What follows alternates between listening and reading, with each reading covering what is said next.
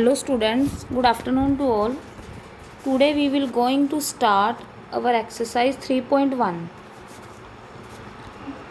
3.1 का फर्स्ट सम मैं रीड करने जा रही हूँ, देन मैं इसकी इक्वेशंस फॉर्म करूँगी. सॉल्व आप खुद से करना बाय ग्राफिकल मेथड. हमारा फर्स्ट क्वेश्चन क्या है?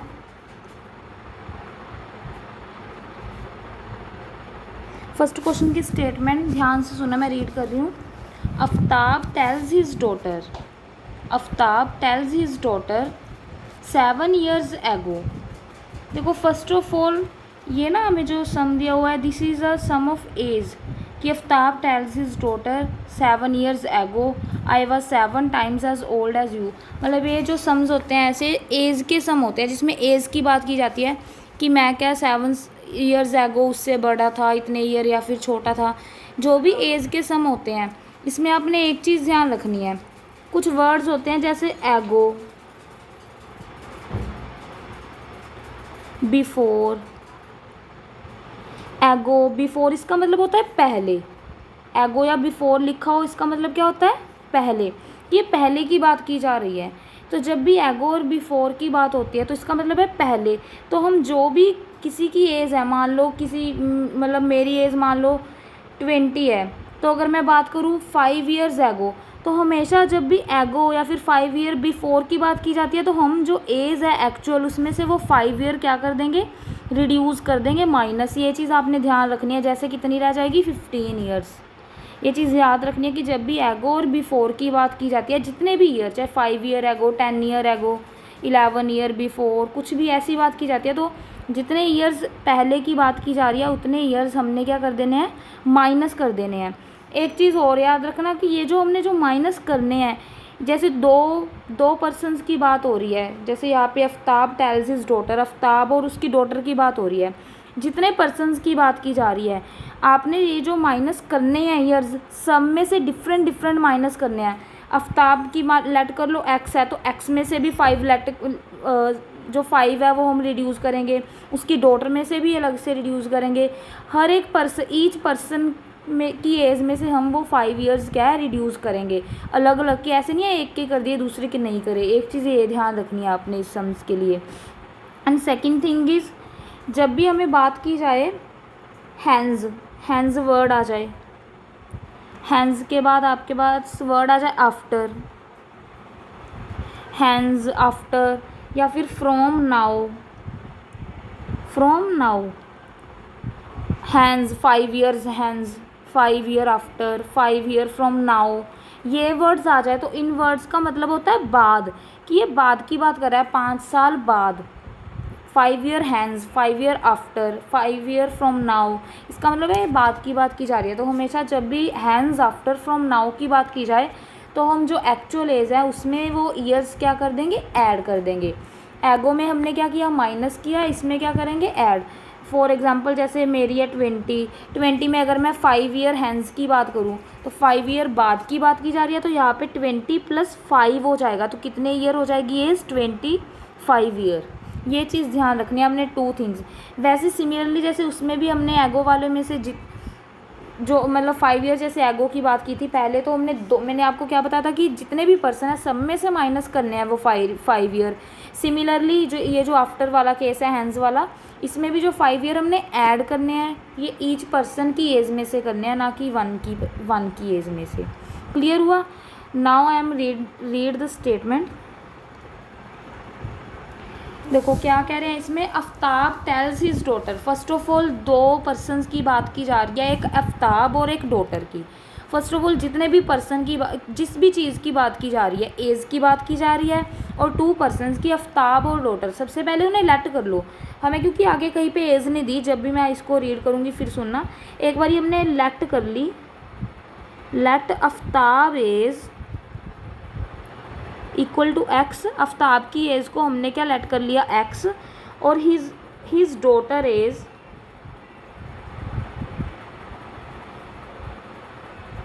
एज को लेट कर लिया एक्स. जिसकी चीज़ की बात की जाती है उसको ही लेट करना होता है. एज की हो रही है ना बात, वाई, एक्स नहीं वाई आना था, सॉरी वाई. एज की बात की जा रही है और 2 पर्सनस की बात की जा रही है, तो दोनों पर्सनस की एज को हमने क्या है लेट कर लिया। Let Aftab age is X and his daughter age is Y. Clear. Then Aftab tells his daughter 7 years ago. अब देखो 7 ईयर्स एगो, एगो का मतलब क्या है पहले, 7 ईयर्स एगो की बात की जा रही है, तो इसका मतलब क्या है 7 साल पहले की बात की जा रही है। अब ये जो 7 ईयर्स है, मैंने आपको क्या बताया है कि दोनों की एज में से ही रिड्यूस करने हैं। अगर मैं 7 ईयर्स, ये जो हमने लेट किया है एक्स वाई, ये प्रेजेंट एज को लेट किया है हमने। अब अगर मैं इस 7 ईयर एगो की बात करूँ तो उनकी एज कितनी हो जाएगी। So 7 years ago age become, age कितनी रह जाएगी उनकी, ये देखो 7 ईयर एगो जो हमारा आफ्ताब है उसकी एज कितनी हो जाएगी 7 ईयर पहले, एगो मतलब पहले। तो अब उसकी एक्स है, प्रेजेंट हमने लेट करते हैं, चीज़ याद रखना एक्स है, तो 7 ईयर पहले कितनी हो जाएगी x minus 7। Clear. Next similarly जो उसकी डॉटर है, डॉटर की 7 ईयर्स एगो क्या रह जाएगी, सिमिलरली डॉटर की कितनी है प्रेजेंट वाई, उसमें से भी 7 ईयर लेस कर देंगे, तो ये क्या आ गई, दोनों की एज आ गई 7 ईयर्स एगो। आफ्ताब की x माइनस 7 और डॉटर की y माइनस 7। क्लियर। अब देखो क्या है आगे, हमें बोला है 7 ईयर्स एगो। आफ्ताब बोल रहा था ना, आफ्ताब टेल्स हिज डॉटर, तो देखो Aftab tells his daughter 7 year ago I was 7 times as old as you. कि आई वाज मतलब आफ्ताब बोल रहा है कि मैं, आई was 7 years old as you, कि आफ्ताब है जो वो क्या है 7 ईयर ओल्ड है, किससे, अपनी डॉटर से। तो देखो 7 ईयर्स, देखो एक चीज़ और यहाँ पे लिखा है आई वाज, जब भी वाज इज आ जाए, देखो आई का मतलब क्या है, यहाँ पे इधर किसकी एज लेट पुट होएगी, आफ्ताब की। आफ्ताब की कितनी है x minus 7। Aftab I was मतलब ये आफ्ताब हो गया x माइनस 7, आई वाज या इज आ जाए तो इक्वल लगाना है हमेशा, जहाँ पे भी वाज या इज आ जाए वहाँ पे क्या लग जाएगा इक्वल, ये चीज़ ध्यान रखना है। अब देखो I was Aftab equal to Aftab was 7 times, देखो जब भी टाइम्स, ये भी 2-3 वर्ड्स है, जैसे जब हमारे पास टाइम्स आ जाता है वर्ड कि 7 टाइम्स है, टाइम्स का मतलब होता है मल्टीप्लाई, कि जो भी हमारा वर्ड है 7 मल्टीप्लाई में आएगा, जो भी चीज़ आएगी। जब भी हमारे पास वर्ड आ जाए exceed, more than, exceed more than का मतलब होता है प्लस होगी, कोई चीज़ बढ़ रही है, एक्सीड हो रही है, एडअप हो रही है, मोर हो रही है, तो वहाँ पे प्लस आएगा। अगर हमारे पास वर्ड आता है रिड्यूस और लेस देन, तो उसके लिए हमारे पास माइनस आता है, reduce less than minus, increase more than plus. अगर टाइम्स की बात आ रही है 7 टाइम्स, तो हमारे पास होता है मल्टीप्लाई, ये चीज़ याद रखनी है। अब देखो I was Aftab was 7 times, so 7 multiply 7 times as old as you, 7 time क्या है वो ओल्ड है, किससे, यू मतलब डॉटर से, तो यहाँ पे किसकी पुट हो जाएगी एज, डॉटर की। 7 years ago Aftab was 7 time old as you. Clear हो गया ना यहाँ तक। This is our first equation, इसको सिंप्लीफाई करो थोड़ा सा, x minus 7 is equal to, इसको अंदर मल्टीप्लाई किया, पहले 7 को किससे करवाएंगे y से, 7 को y से किया 7y, देन माइनस साइन, 7 को 7 से किया 7 7 जा 49, क्योंकि यहाँ पे प्लस है यहाँ पे माइनस है, प्लस माइनस माइनस लगेगा 49 के आगे, तो ये आ गया। अब एक्स वाई वाले साइड पे ले जाओ, दूसरे एक साइड पे, अब एक्स एज इट इज़, अब ये 7y है, ये इधर आएगा, इधर प्लस का है यहाँ पे, इधर आके माइनस का हो जाएगा, so minus 7y is equal to, इधर क्या है हमारे पास माइनस 49 एज इट इज़ उतार लिया, ये जो 7 है माइनस का, इसको उधर ले जाएंगे तो उधर किसका हो जाएगा प्लस का, प्लस 7। सो x minus 7y minus plus क्या हो जाएगा, माइनस 49 में से 49 में से 7 लेस किए 42, साइन किसका आएगा, बड़े का, बड़ा कौन है 49, तो यहाँ पे साइन क्या आ गया हमारा माइनस का। This is our first equation, ये हमारी फर्स्ट इक्वेशन बन गई। अब क्या करेंगे हम, इसकी सेकेंड इक्वेशन बनाएंगे। आगे मैं स्टेटमेंट रीड कर रही हूँ, आगे में बोला गया है इसमें ऑल्सो 3 ईयर्स फ्रॉम नाउ। अब देखो यहाँ पे वर्ड क्या यूज़ हुआ है, 3 ईयर्स फ्रॉम नाउ, अब से 3 ईयर, मैंने बोला था फ्रॉम नाउ का मतलब क्या होता है बाद, आफ्टर 3 ईयर फ्रॉम नाउ, 3 साल बाद। तो अगर इसकी इक्वेशन बनाई जाए आफ्टर 3 ईयर फ्रॉम नाउ, पहले दोनों की एज लिखेंगे कि कितनी हो जाएगी 3 ईयर के बाद। अगर 3 ईयर के बाद देखा जाए तो देखो क्या आएगा, आफ्ताब की एज 3 ईयर के बाद क्या हो जाएगी, पहले प्रेजेंट कितनी थी x, तो 3 साल के बाद कितनी बन जाएगी x+3। मैंने बोला था दोनों में ऐड करने हैं। आफ्ताब की बन गई x+3। सेकेंड हमारे पास उसकी डॉटर है, डॉटर की 3 ईयर फ्रॉम नाउ क्या बनेगी, y थी प्रेजेंट प्लस क्या कर देंगे 3 ईयर्स, ये क्या होगी अब दोनों की एज 3 ईयर फ्रॉम नाउ। देखो आगे क्या बोला है, फिर इससे आगे क्या बोला है, 3 year from now I shall be, फिर आई आफ्ताब ही बोल रहा है, आई शैल बी। सो आफ्ताब मतलब आफ्ताब शैल बी, सो आगे क्या आएगी, आफ्ताब की एज कितनी थी x+3। Clear. I shall be इसका मतलब भी इक्वल ही है, शैल बी आ गया, वाज इज कुछ भी, इसका मतलब इक्वल है। आफ्ताब शैल बी 3 टाइम्स, अब क्या है जो आफ्ताब है वो 3 times as old as you will be. अब आफ्ताब क्या है 3 टाइम्स ओल्ड है, किससे, अपनी डॉटर से, तो 3 टाइम्स 3 मल्टीप्लाई टाइम्स का मतलब किससे, डॉटर से, डॉटर की एज कितनी है x+3 y+3। सो इसको भी सिंप्लीफाई कर लो पिछली बार की तरह, 3 को y से किया मल्टीप्लाई 3y, अब 3 को 3 से करेंगे, इसके आगे भी प्लस है, प्लस प्लस प्लस 3 3 जा 9। अब x और y वाले एक साइड पे ले, जो x as it is 3y है, इधर जाके किसका हो जाएगा माइनस का, इज इक्वल टू 9, इधर ऐसे ही रह जाएगा, 3 उधर जाके माइनस का हो जाएगा। So x minus 3y is equal to 9 minus 3 is equal to 6। So this will be our second equation. अब देखो मैंने आपको दोनों इक्वेशंस बना के दे दी, फर्स्ट इक्वेशन और सेकेंड इक्वेशन।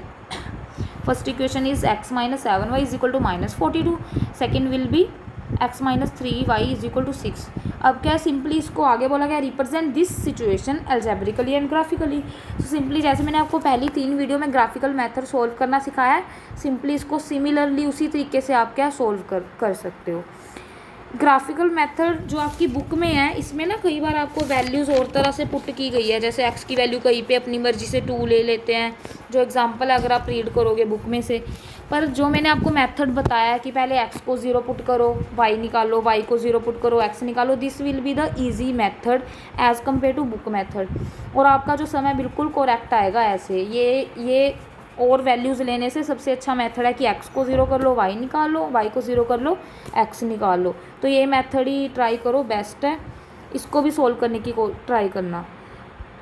अब मैं सेकंड क्वेश्चन की इसकी भी आपको ऐसी इक्वेशंस डिराइव करके दूंगी।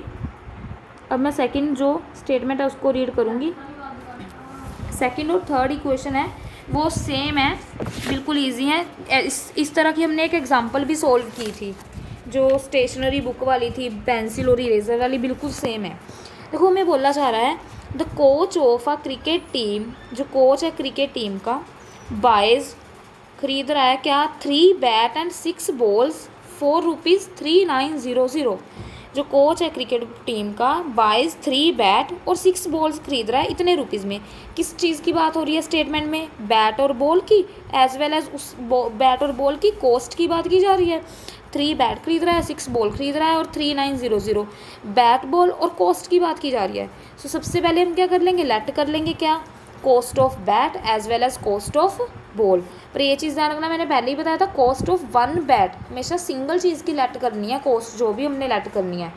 सो क्या आ जाएगा, let the cost of 1 bat is equal to x और y, let the cost of same लिख देना, 1 बॉल की कितनी आ जाएगी हमारे पास y। क्लियर हुआ यहाँ तक, बैट की हमने कॉस्ट x लेट कर ली, बॉल की y, 1 की आई। अब देखो हमें बोलना चाह रहा है cricket coach team buys 3 bat and 6 ball for ₹3900। अब देखो एक जो बैट है उसकी कॉस्ट x है, 3 बैट की कितनी हो जाएगी 3x। अब एक बॉल की कॉस्ट y है, तो 6 बॉल्स की कितनी हो जाएगी 6y।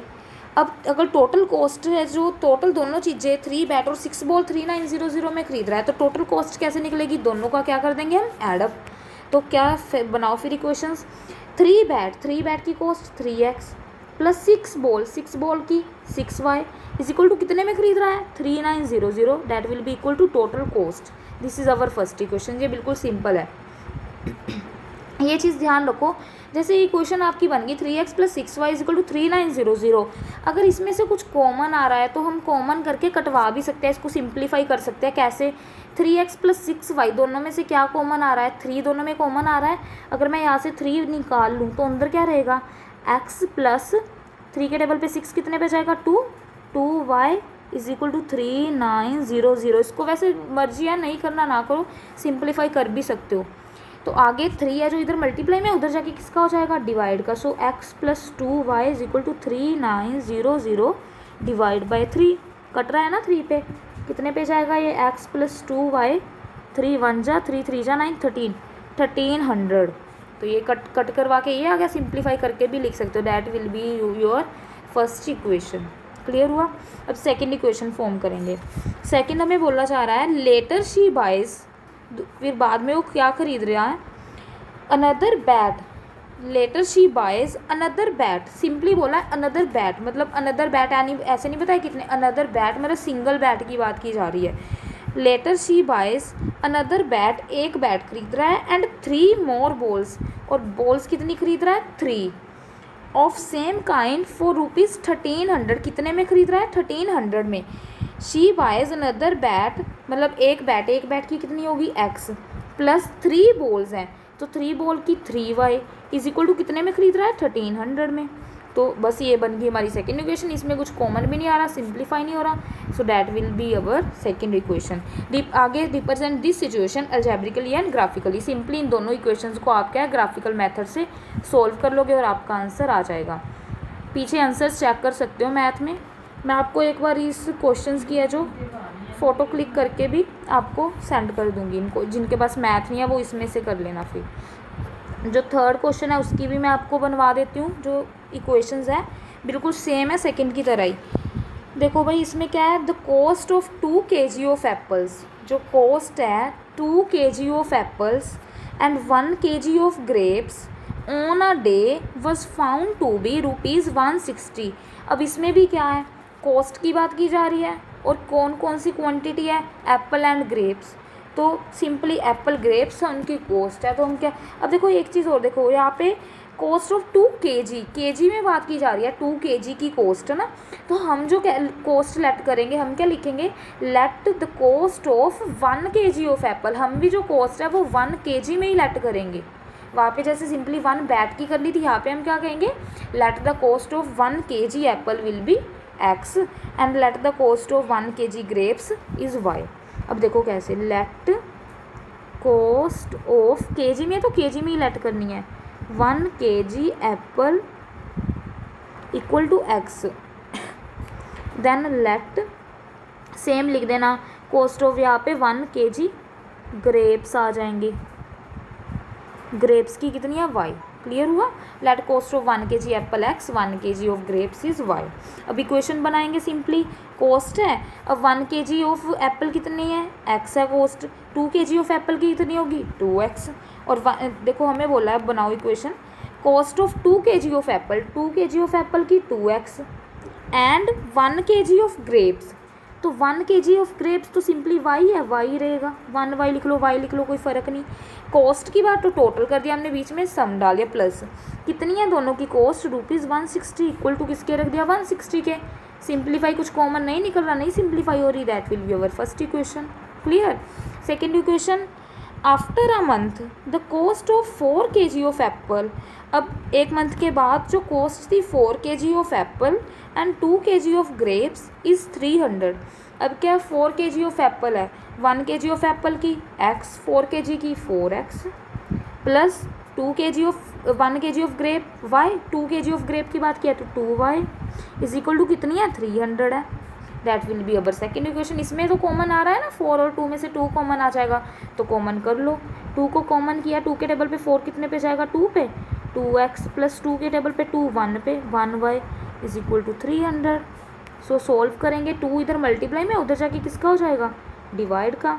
2x plus 1y = 300/2। Cut कर दो इसको, कट हो रहा है। 2x प्लस y = 2 के टेबल पे 150 पे = 150। That will be your second equation and solve this by same algebraically and graphically, same graphical method से ही solve कर दो। सो पहले इसको सॉल्व करना, देन मैं नेक्स्ट वीडियो बनाऊँगी। Thanks for watching.